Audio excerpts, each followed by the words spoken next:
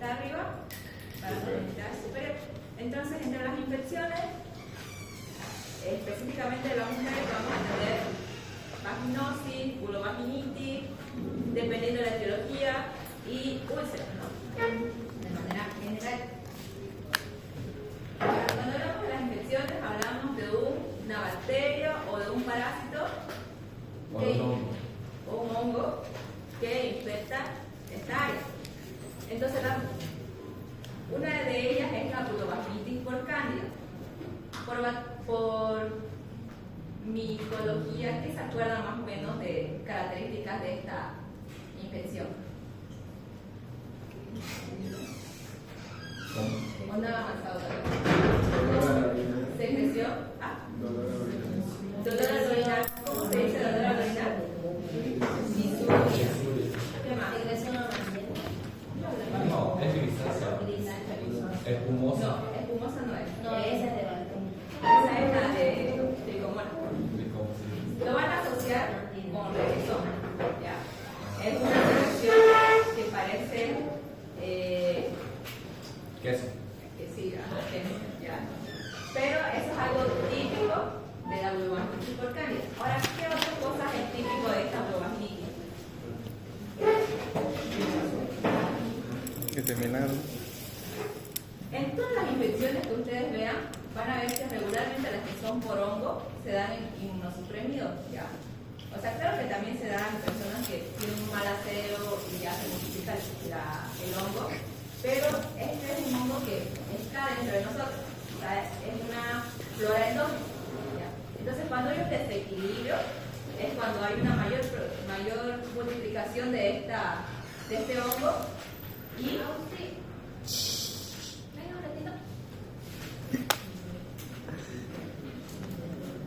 por cándida. Entonces, ¿qué más? De manera general, dijimos que una infección genital se puede encontrar disuria, flujo vaginal. ¿Qué más? ¿Qué más siente la clínica la mujer? Picazón. ¿Cómo se le dice a eso? Ya. Y lo típico de este hongo, secreción en tipo de reacción. Ya. Ahora vámonos por la tricomona vaginal. Ahora, creo que es un protozoario, si no me recuerdo. Sí, un parásito. Ya la cuestión es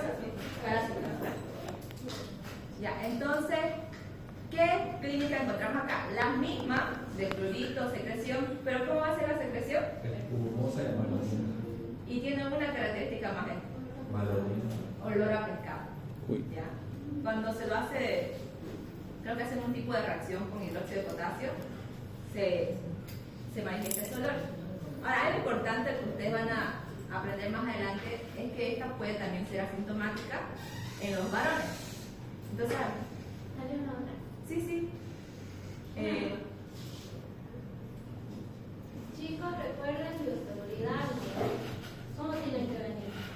Zapatos cerrados. Zapatos cerrados. ¿Quién está haciendo zapatos cerrados? Y una cosa sandalita.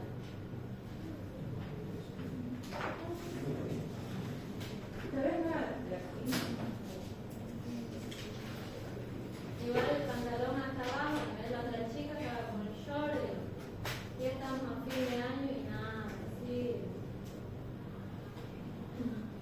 Todos están contentos. Seguro. A ver quién. Tal vez era de otro laboratorio.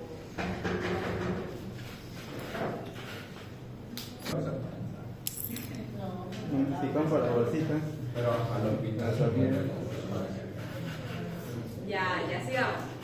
Entonces, quedamos en la tricomona. Aparte de esta secreción olorosa que vamos a tener, al verlo, tiene una morfología que se le llama aspecto de frambuesa. O sea, ustedes ven un color rojito con puntillos rojos más fuertes. ¿Ya?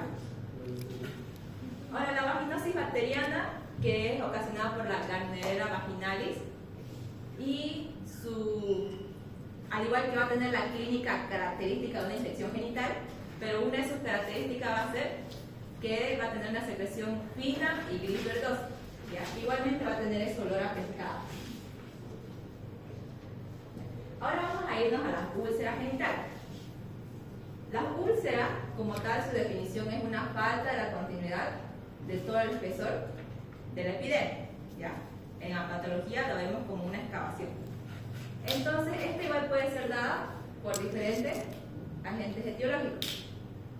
Virus del herpes. ¿Qué tipo de virus del herpes? Hay dos, ¿verdad? El 2. Ahora, ¿qué es algo característico de esta lesión? Es que son vesículas pequeñas que aparecen, que son dolorosas, pero aparte de eso, ¿qué pasa con este virus? Que tiene una remisión espontánea, ¿ya? Es decir, que puede ser que desaparece sin una medicación, ¿ya? Pero es una infección latente, es decir, que una vez que uno adquiere la enfermedad, no hay una manera de erradicarla por completo, sino que se mantiene en los ganglios nerviosos, ¿ya? ¿Y cuándo se vuelve a manifestar? Cuando desciende el sistema inmunológico. ¿Han debido ver en las personas, bueno, no sé si algunas tienen algún familiar, que cuando les aparece cada vesícula, ¿no? O le llaman el beso de la vez? O fuego, Sí. Entonces ese es el virus del herpes. En ese caso sería el virus del herpes simple 1, ¿verdad? el tipo de las zonas genitales. Sí. Ahora, entre las complicaciones vamos a tener encefalopatía hepática, pero esta más se da en pacientes que son inmunodeprimidos, ¿ya? O sea, en pacientes que son inmunocompetentes, regularmente es simplemente esa su clínica. Que aparece, desaparece, ¿ya? Ahora, sífilis. ¿Quién es el agente etiológico de sífilis? Treponema pálido. Bien. ¿Y cómo se le llama el chancro que aparece en esta enfermedad? Chancro duro. ¿Por qué se caracteriza? Indoloro. Bien. Todo eso, chicos, es clínico. Y es importante que ustedes, en segundo año, que ya sepan. ¿Ya? Ahora, esta enfermedad se caracteriza igual porque tiene 3 fases, ¿verdad? Ya. ¿En dónde aparece el chancro duro? En el primario. Esto puede remitir espontáneamente y después pasa lo que es el secundario, ¿verdad? En el secundario que aparece un síndrome pseudogripal, exantema. Y en el terciario, goma sifilítico. ¿Qué más aparece? Neurosífilis. ¿Qué más? ¿Se acuerdan cuando avanzamos disección aórtica?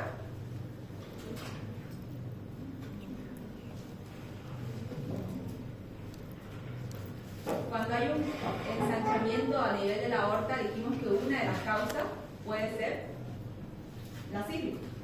Y aparte, la sífilis tiene esas 3 fases, pero entre la fase secundaria y la fase terciaria hay una fase de latencia, ¿verdad? Que tienen que pasar, pueden pasar de 1 a 10 años para que recién se complique a todas esas complicaciones que hemos visto. Ahora, ya dijimos chancro duro en la sífilis. Y en el Haemophilus ducreyi, chancro blando. Característica, doloroso. Bien. Después tenemos el linfogranuloma venéreo. El linfogranuloma venéreo es, como dice su nombre, afecta el ganglio linfático y lo erosiona de tal manera que este se ve como una adenomegalia y puede llegar a formar una úlcera, ¿ya? Y su agente etiológico, la Clamydia trachomatis.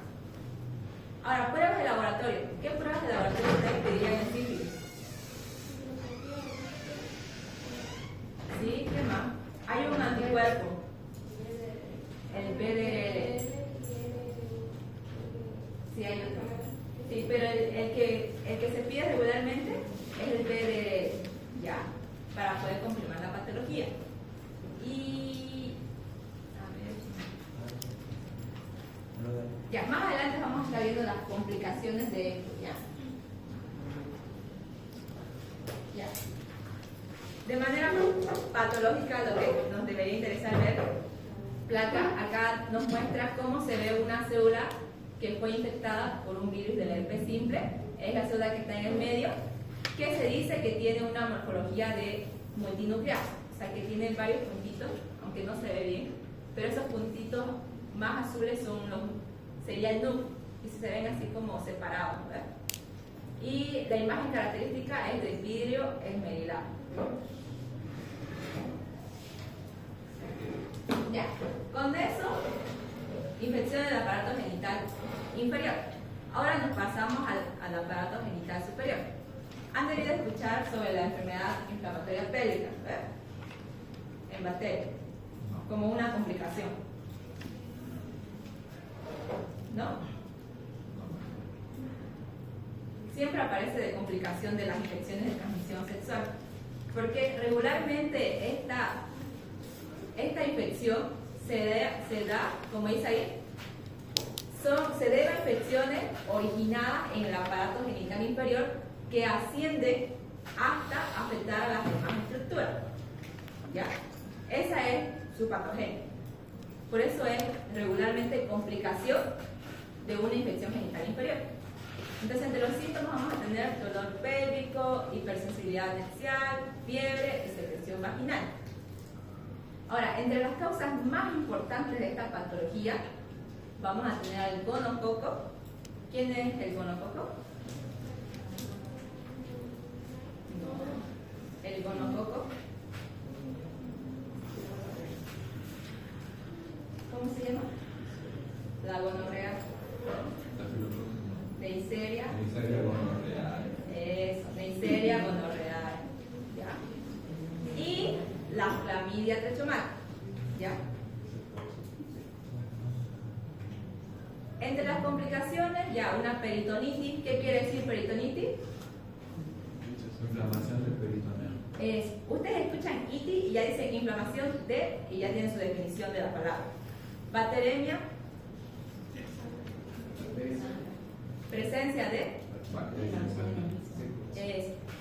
y de manera crónica puede ocasionar cicatrización y obstrucción de trompa, que sería el que nos podría llevar a la infertilidad y riesgos de embarazos ectópicos. ¿Qué es embarazo ectópico? Cuando el embarazo se da fuera del útero, o sea, puede darse en la trompa o puede darse en otro lado, fuera de la cabeza. Bien, eso. Son términos que ya ustedes tienen que ir.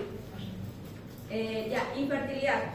¿Cuál es la diferencia entre infertilidad y esterilidad?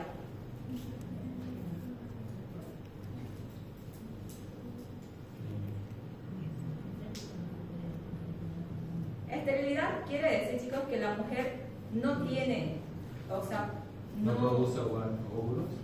más que no produce óvulos, no tiene la capacidad para tener un hijo. En cambio, infertilidad es algo más reversible. O sea, que en ese momento dado no tiene la capacidad, pero posteriormente puede llegar a tener. ¿Podría ser por una afección hormonal?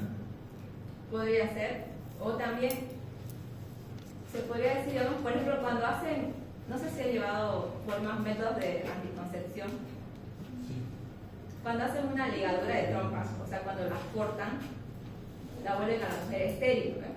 En cambio, cuando solo hacen un amarre y la ligan, entonces ya eso es, o sea, es una mujer infértil que podría volver a ser fértil si es que se la vuelven a acomodar la trompa.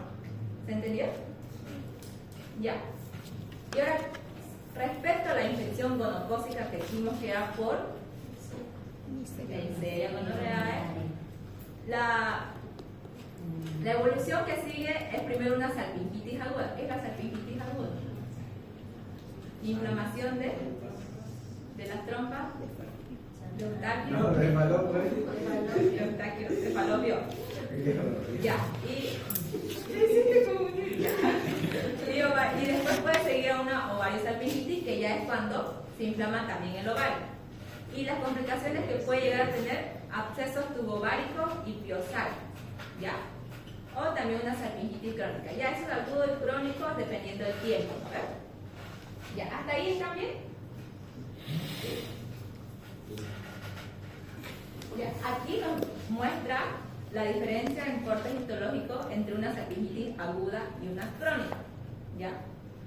En la imagen A, este contorno que ustedes ven como que se puede ver la diferencia entre un rosado más oscuro y un rosado más bajito, ¿verdad? Eso significa que si bien están dilatadas las paredes, todavía hay una luz, y en realidad esa luz también está ocupada, pero esta vez por un infiltrado de células inflamatorias, es lo que nos dice la descripción.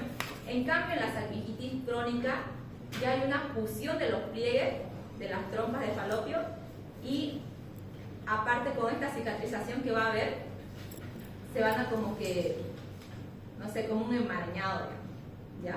Se nota clarito, ¿no? Es como un corte, sería como un corte sagital, y que lo muestren así. ¿Y qué puede causar la aguda o la crónica? Así una patología característica sería que la crónica me causaría más embarazo ectópico, porque como al ocurrir la luz, ya no podría haber el paso del óvulo a la cavidad uterina, ¿verdad? Pero eso vamos a verlo más adelante. Pero así en específico no he visto que haya mucha diferencia. Ya. Ahora vamos a volver a bajar al aparato genital, pero en la parte de abajo. Pero esta vez ya no vamos a hablar de infecciones, ¿ya? Vamos a hablar más de otras patologías. Entonces, primero que vamos a tener es el quiste de Bartolini. ¿Han avanzado esta patología? ¿Se acuerdan por qué se da?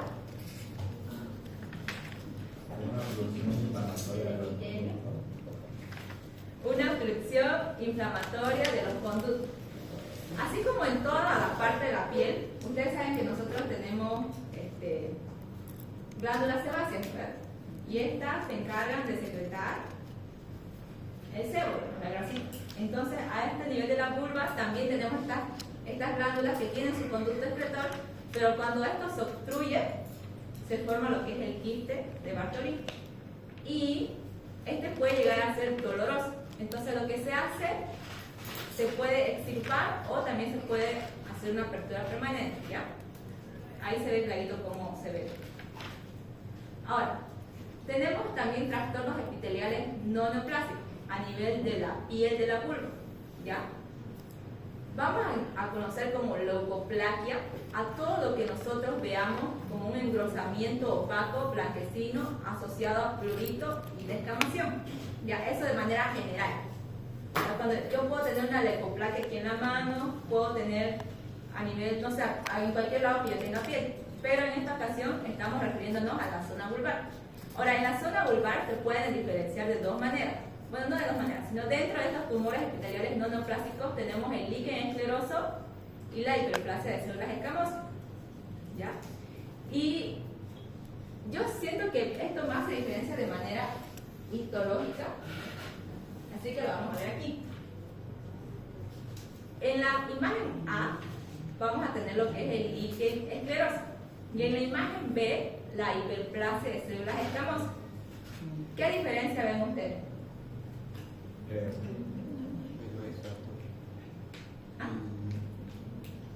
La epidermis está adelgazada. En el líquen escleroso vamos a tener que la epidermis, que es el rosadito fuerte, está más adelgazada. Y aparte, ya que nos menciona que a nivel de la dermis, si ustedes ven, tiene más espacio rosado bajito, que es las fibras de colágeno, ¿ya? Que quiere decir que hay esclerosis en la dermis superficial. Ahora, en cambio, la hiperplasia, como dice su nombre, mayor número de células escamosas, la epidermis está engrosada, ¿ya? Pero, ¿qué más se puede ver? ¿O qué más se puede decir de cada una de estas patologías? Regularmente la hiperplasia de células escamosas se da en una respuesta ante un rascado o frotamiento repetido para aliviar el prurito, ¿ya? Eso. Hasta ahí todo bien, ¿no? ¿Se entiende? Ya, esto igual han debido ver en bacterias. Condiloma acuminado. ¿Quién lo produce?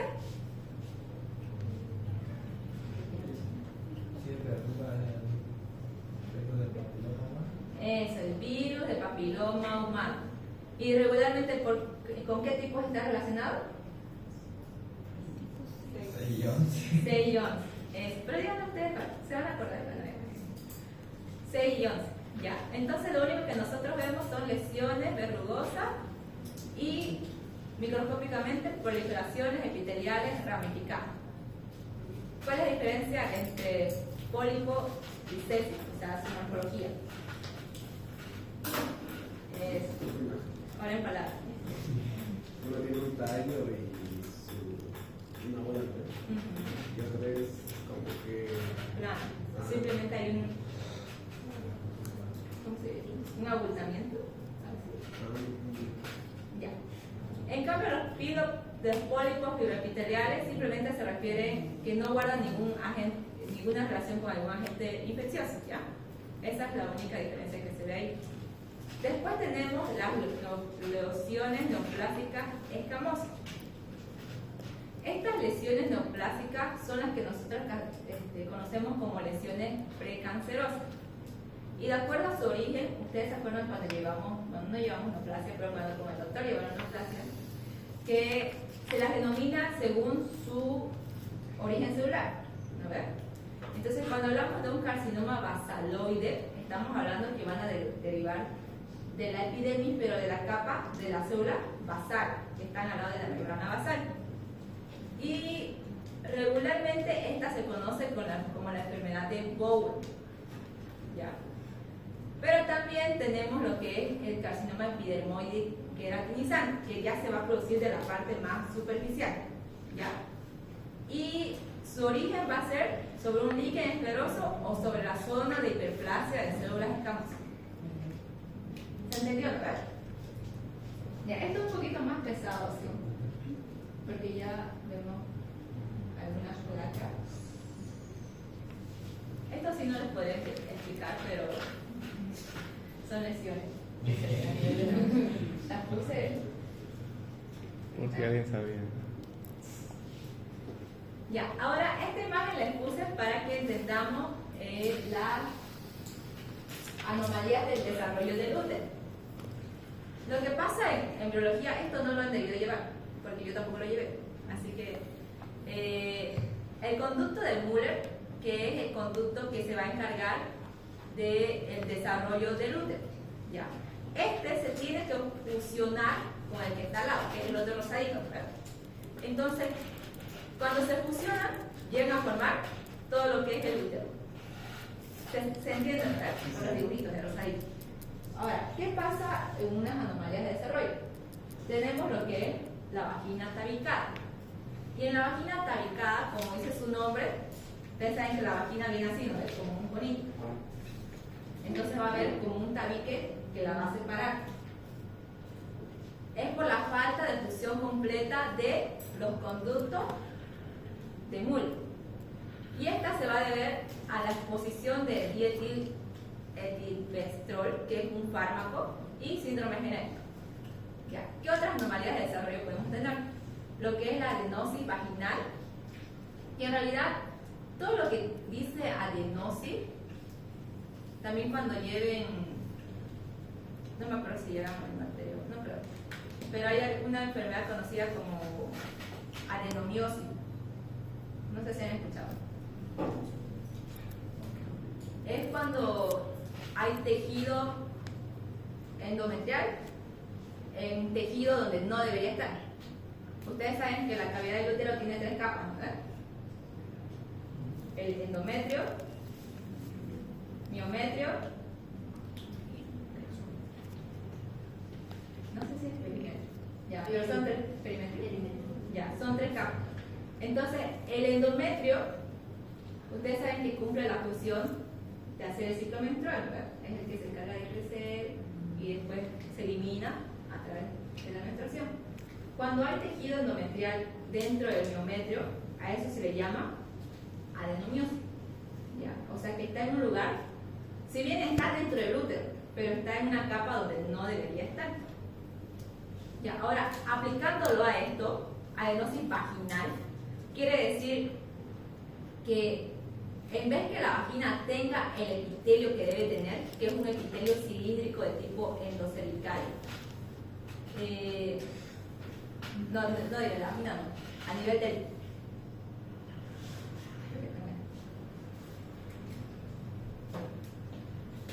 Cuando vimos la imagen del aparato genital, dijimos que esta es la vagina, ¿eh? Y aquí está el cervix. Ahora, la vagina tiene un epitelio escamoso, ¿ya? Y el exocervix igual.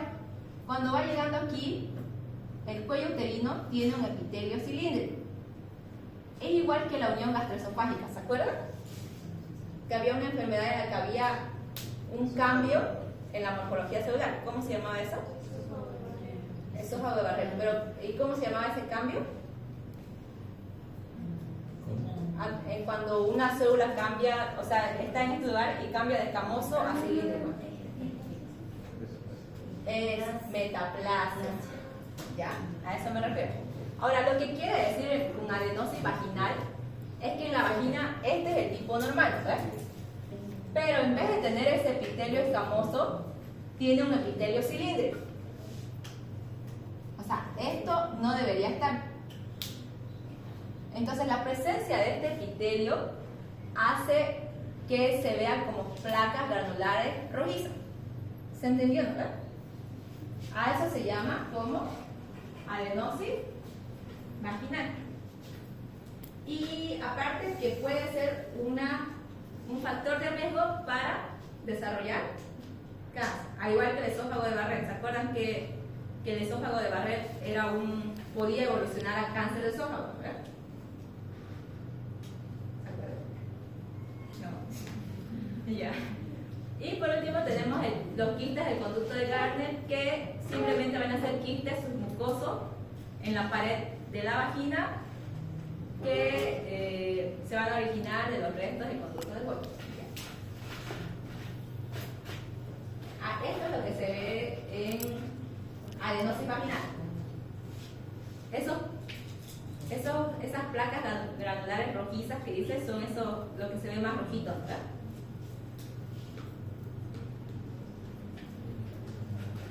Ya, ahora sí, seguimos en vagina, pero esta vez nos vamos a ir a las neoplasias, previamente dicho. Y siempre, porque es algo que de ley tienen que saber ya, cómo se diferencia una neoplasia benigna de otra maligna. Una maligna de una benigna. Primer criterio, metástasis. Otro más. Invasión del tejido, que ya es más profundo, que llega a invadir más allá de la membrana basal. ¿Qué más? También hay otros criterios que dicen como que un crecimiento más rápido, un crecimiento más lento. Y ahí no me acuerdo. Así que pasemos. Entonces, neoplasias benignas, neoplasias premalignas y malignas. Entre las neoplasias malignas, nuevamente, dependiendo del lugar de ubicación, si decimos que es epidermoide, es porque deriva de las capas de la epidermis, ¿verdad? Y regularmente esta va a surgir de una neoplasia intraepitelial y va a estar asociada al virus del papiloma humano. ¿Se acuerdan qué tipo de virus del papiloma humano son los asociados a malignidad? ¿Han debido escuchar? En bacterias se llama virus de papiloma. Dijimos que el 6 y el 11 condiloma acuminado, ¿verdad? ¿Cuáles son los otros tipos que se asocian a esta vez a cáncer? No de la vagina específicamente, pero del cuello uterino. Ya, lo vamos a hacer más adelante. Ya, ahora sí vamos con rhabdomyosarcoma embrionario. Este es un tumor vaginal, también es maligno y va a estar constituido por rhabdomioblastos. ¿Se acuerdan a qué hace referencia rhabdomioblastos? ¿Qué tipo de tejido? ¿Cuál es su origen?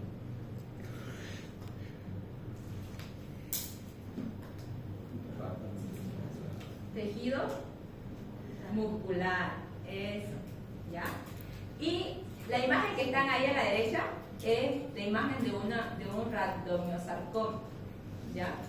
Regularmente esto se va a ver directamente en niña y lactante. Y tiene una morfología como de uvas, ¿ya? Que protruyen a través de la vagina. Simplemente así.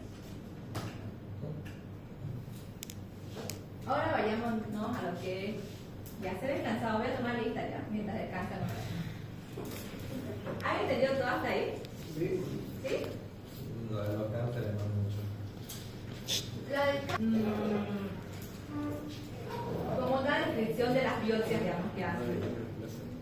Hacen el corte y siempre nos dicen igual a ustedes, cuando ustedes tienen sospecha de un cáncer o de una lesión neoplásica, se hace la biopsia y es el patólogo el que te informa, o sea, qué tipo de lesión es, qué gravedad, si es maligno, si es benigno. O sea, es algo que ustedes deben saber de manera general, pero siempre no es como que nosotros vamos a ver la placa y vamos a decir qué tipo de cáncer es. ¿Verdad? Siempre como que hacen una especialidad para hacer eso.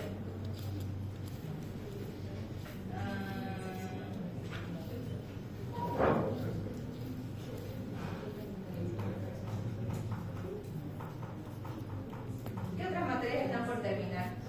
Todas. ¿Todas? ¿Van a seguir más antes que nosotros? Parásito. Parásito ya leímos la última clase. Ah, no. Ya. ¿Ha pasado, Elena? Ahora vamos a entrar a cuello uterino. Este sí ya tiene mayor relevancia porque ¿qué pruebas conocen que se hace las mujeres regularmente cada año? Papá Nicolás. De aquí se toma la muestra. ¿Ya?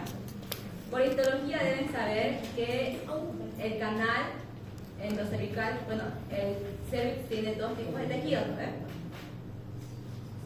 que lo que aquí mencionábamos, el epitelio cilíndrico y el epitelio escamoso. Esto que está aquí afuera se llama, ¿qué dice ahí arriba? Ectocervix, que quiere decir fuera, ¿verdad? Y esto que está aquí adentro, endocervix. Entonces la prueba de Papá Nicolau se toma de esta zona de aquí, que es en la zona de transición, en la que van a encontrar tanto células cilíndricas y células escamosas, y por ende tienen mayor, es como un factor de riesgo para que mayormente en esta zona ocurran las lesiones neoplásicas. ¿Ya?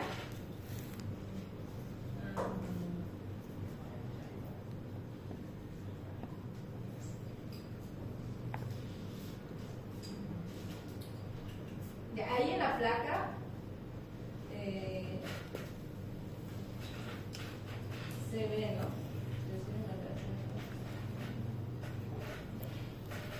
Ahora, igual el cuello uterino se puede inflamar, ¿ya? Entonces a su inflamación se llama cervicitis, ya sea aguda o crónica. Pero el cuello uterino tiene su ecosistema microbiano, ya avanzaron igual por bacteriología, ¿verdad? Que el mayor número de bacterias son los lactobacilos. ¿Y cómo ayuda? ¿Qué producen a este nivel? Ayuda a mantener un pH ácido, menor al 4,5, lo que me va a ayudar a suprimir el crecimiento de otras especies saprófitas. Ahora, este pH puede ser alterado en duchas vaginales, cuando hay hemorragia o por el crecimiento de otras especies patógenas. Ahora, a nivel del cervix también pueden ver lo que son los pólipos y los mismos virus que dijimos. El virus del papiloma humano puede hacer que hayan proliferaciones exofíticas, y lo que aquí nos interesa es saber qué tipo de virus del papiloma humano está infectando esto, porque tiene mayor predisposición a cáncer los virus tipo 16 y 18, ¿ya? Son genotipos de alto riesgo de virus del papiloma humano. Es decir, que yo en mi muestra de Papá Nicolau, aunque una vez le pregunté a una doctora si se hacía, porque teóricamente dice, ¿no? El virus del papiloma humano 16 y 18 son más frecuentes de evolucionar a cáncer. Entonces, de repente, sí se hacía ese estudio, digamos, de saber qué tipo de virus de papiloma humano estaba infectando a la mujer, y me dijo que no. Así que, de todas maneras, siempre pregunta el examen. O sea, siempre lo preguntan cuál es el que tiene mayor predisposición a malignidad. Ya. ¿Y qué es el Papa Nicolau? Es cuando se hace un estudio de la citología cérvico-vaginal, lo que nos va a permitir ver la morfología de las células, si están de manera regular, y también si tienen una coinfección con el virus de papiloma humano, ¿ya? Ahora, en la biopsia que se hace, cuando se llega a encontrar algo anormal o una neoplasia, un nuevo crecimiento celular, se lo puede clasificar en bajo grado y de alto grado, ¿ya? ¿Y cómo se la puede clasificar así? Según la imagen de aquí, ¿ya?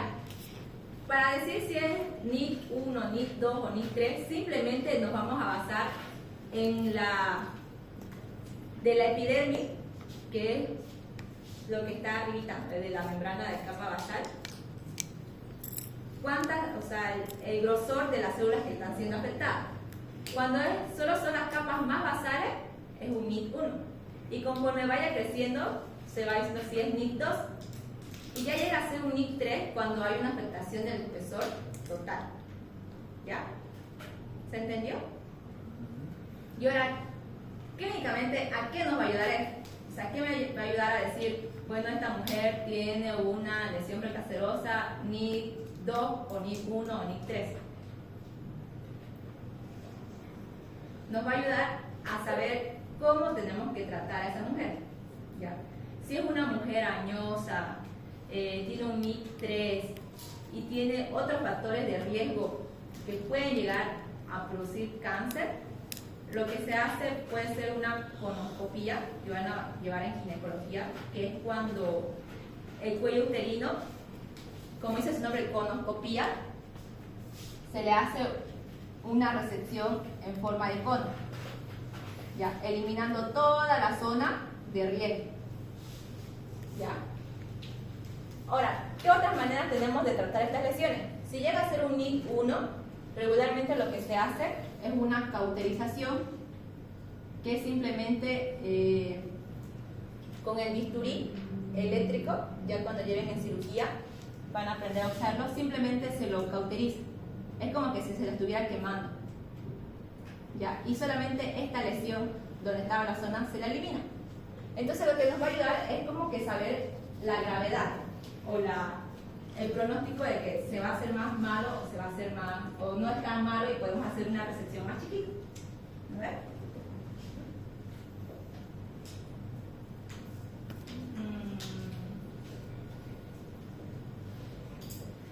Ya ustedes saben que el virus de papiloma humano se transmite a través de las relaciones sexuales, ¿verdad?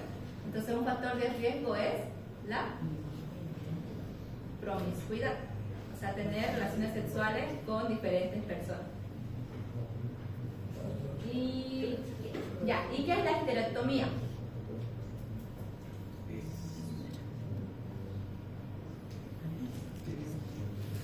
Histerectomía. Histerectomía quiere decir cuando se extrae todo el útero. ¿Ya? Dijimos que habían diferentes maneras de tratar lo que son las lesiones precancerosas, pero ya cuando hay un carcinoma cervical, cuando se diagnostica esto, ya el tratamiento es la histerectomía, que quiere decir que yo voy a extraer todo el útero.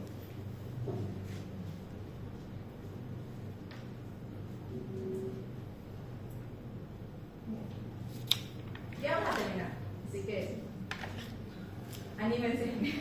Porque no estoy muy cansado. Es que vimos De bioquímica. ¿Verdad? bacteria, bioquímica. Para eso Ya. De verdad ya vamos a acabar, nos faltan creo que 5 días. Ya después se van a su casita a dormir, o no sé si tienen más clases todavía. Pero no es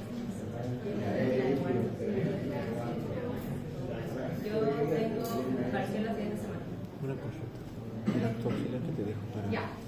para ¿Qué circulación es esta? No me acuerdo, lo digo que arreglemos. ¿Qué representa? Pero que tenés que leer. Esto no sé si lo avanzan con el doctor.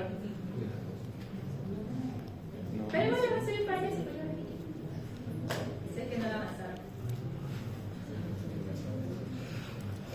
La placenta, ¿no ves?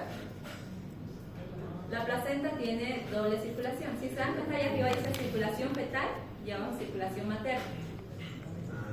Y siempre no se olviden, chicos, que arteria y vena no quiere decir simplemente que es rojo y azul. ¿No ves? La definición de arteria es lo que sale y vena es lo que vuelve. Entonces se dan cuenta ahí, la arteria umbilical es de color azul, ¿no ves? Y la vena lo pinta de color rojo. En realidad, en este caso sería que la vena umbilical es la que está llevando sangre oxigenada al feto. Y lo que está volviendo, que sería la arteria umbilical, es la que está devolviendo la sangre desoxigenada. ¿Ya? Ya. Esto igual lo vieron en embriología, que son los periodos en los que se forman los cotiledones, la circulación materna fetal. Esto simplemente es como un recuerdo de lo que vamos a empezar a hablar. Que los trastornos de la placenta o la gestación y placenta. Para más definición y como siempre les digo, en segundo año ustedes tienen que afianzar sus bases. O sea, ¿qué es definición? ¿De qué estoy hablando? La clínica. Ahora, ¿qué es aborto? Aborto es la finalización de una gestación antes de las 20 semanas. ¿Ya?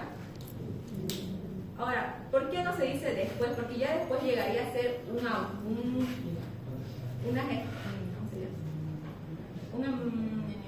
prematuro. ¿Ya? Entonces, la definición de aborto, finalización de una gestación antes de las 20 semanas. Esta puede tener muchas causas. Entre las que vimos, las infecciones genitales son una de ellas. ¿Ya? Y si tuviera bebé después de la 20 semana ya no es aborto. no, Ah, espontáneo. No da caso. ya. Y ahora, ¿qué dijimos que era embarazo ectópico? Implantación del embrión fuera del útero. Y regularmente esta sucede a nivel de las trompas de falopio.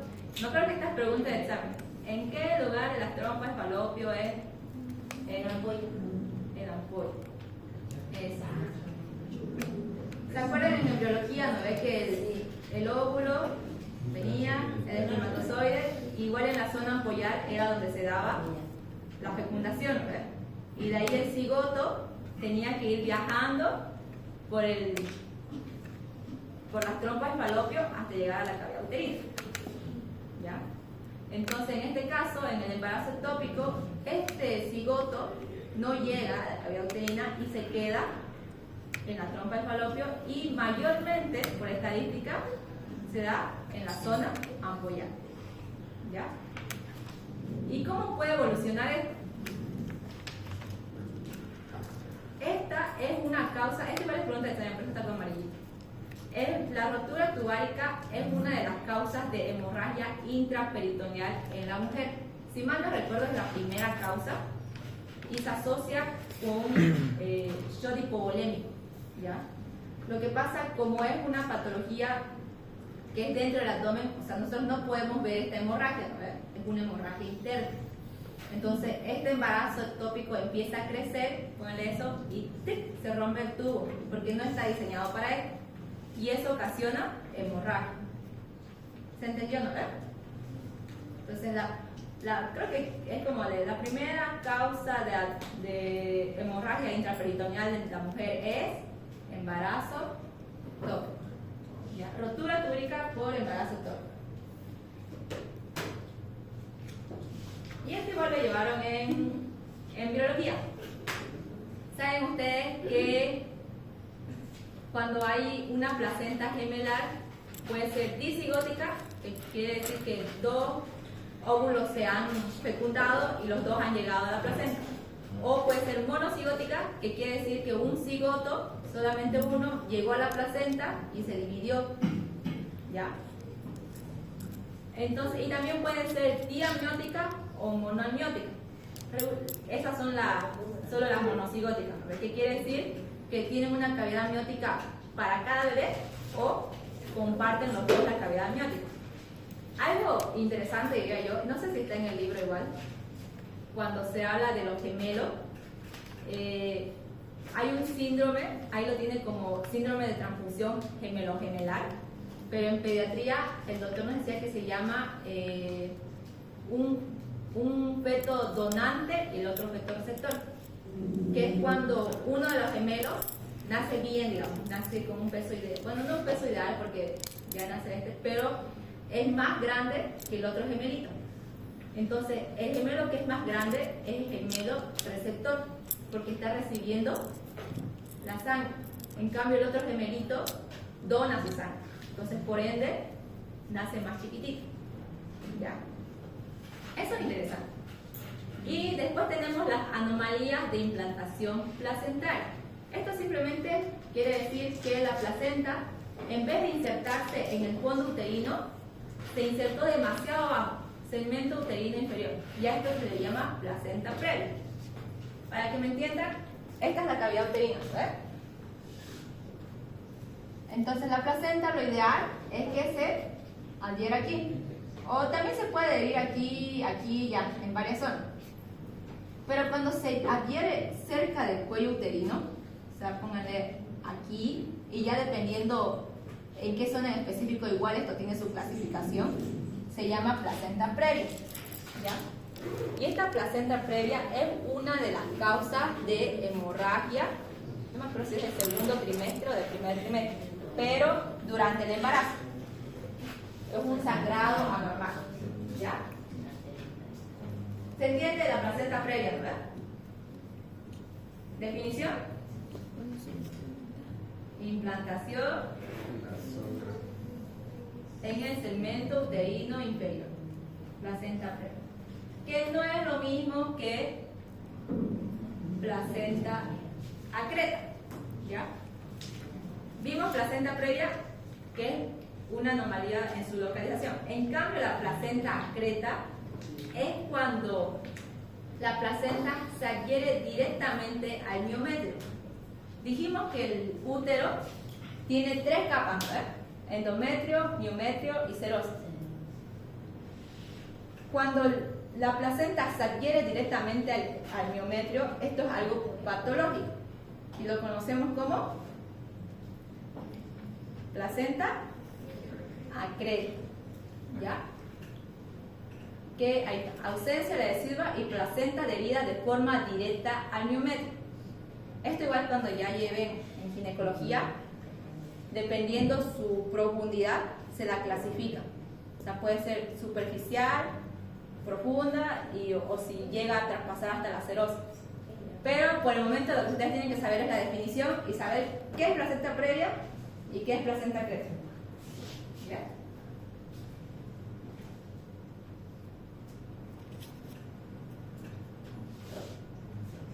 Ya, entonces también la placenta se puede infectar y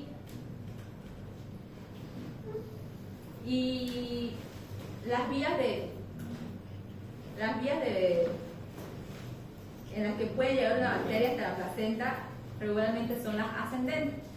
Cuando hay una corionionitis, que es la inflamación de la cavidad coriónica, puede llegar a infectar la placenta y producir una ruptura prematura de membrana y un parto prematuro. Infecciones hematógenas.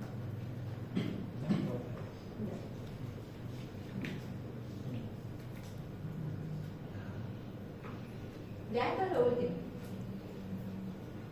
Preeclampsia y eclampsia. ¿Han avanzado? ¿O alguna vez han escuchado? ¿Avanzaron con el doctor esto? ¿No? No, la clase teórica no. Vacío, pues. Fácil. ¿Verdad? Se enojó una vez. Un jueves que lo citaron a todos. Ya. Acá lo importante, igual chicos. La preeclampsia y la eclampsia es la hipertensión arterial que se produce en la mujer embarazada, pero cuando ya produce clínica. Porque hay algo llamado hipertensión gestacional, ¿ya? Que es solamente de la embarazada y que tiene hipertensión. Nada. Pero ya cuando produce una clínica que se caracteriza por hipertensión, proteinuria. ¿Qué es proteinuria? Presencia de proteína en la orina. Y edema es cuando ya lo denominamos preeclampsia, ¿ya? Cuando tiene la clínica y cuando tiene el laboratorio, porque la proteinuria se determina a través del examen de general de orina, ¿verdad? El examen bioquímico. Y ya cuando a esta clínica se le suma convulsiones, se le llama eclampsia. ¿Se entendió? Sí. Ya. Tienen una pregunta bien en gineco. Preguntan eso. ¿Qué más? ¿Cuál es la patogenia? ¿Cuál es la razón por la que se da esto? Esto igual no se avanza en embriología. Bueno, no sé si se avanza, de verdad no me acuerdo. Pero lo normal es que tiene que haber una remodelación de la vasculatura placentaria. Esa imagen que ustedes ven ahí arriba es lo normal. Esta remodelación va a permitir que la arteria haga llegar más flujo sanguíneo, ¿ya?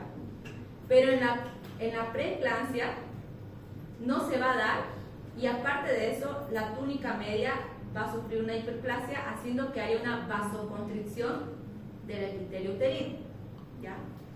Esta vasoconstricción me va a producir un desequilibrio entre los factores angiogénicos y antiangiogénicos, que o sea, el cuerpo va a pensar, no le está llegando suficiente sangre al bebé, entonces va a hacer un desequilibrio hormonal que va a producir una hipertensión en la mujer, ya, más o menos de manera general. Y ya lo demás es más bioquímico, digamos, que inhibe la producción de óxido nítrico, y también hay alteraciones de la coagulación, pero lo importante es que hay una alteración de la vasculatura placentaria. Ahí es donde se produce, o esa es la causa de lo que se produzca una preeclampsia en la embarazada. Han debido escuchar, creo que varias mujeres siempre dicen, yo tuve preeclampsia en mi embarazo, y que tuvieron que hacerme cesárea porque estaba a punto de, no sé, que era muy peligroso para mí, que era muy riesgoso. ¿No han escuchado? Sí, ¿no? Y ya, esto se ve de manera patológica. Si ven ahí,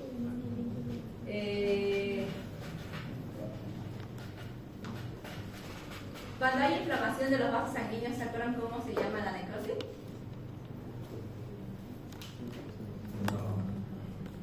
Siempre se lo repetía porque les decía, pregunta de examen. Inflamación de los vasos sanguíneos produce un tipo de necrosis característica. Necrosis fibrinoide, ¿ya? ¿Qué es lo que se ve ahí? ¿Qué es la capita rosada?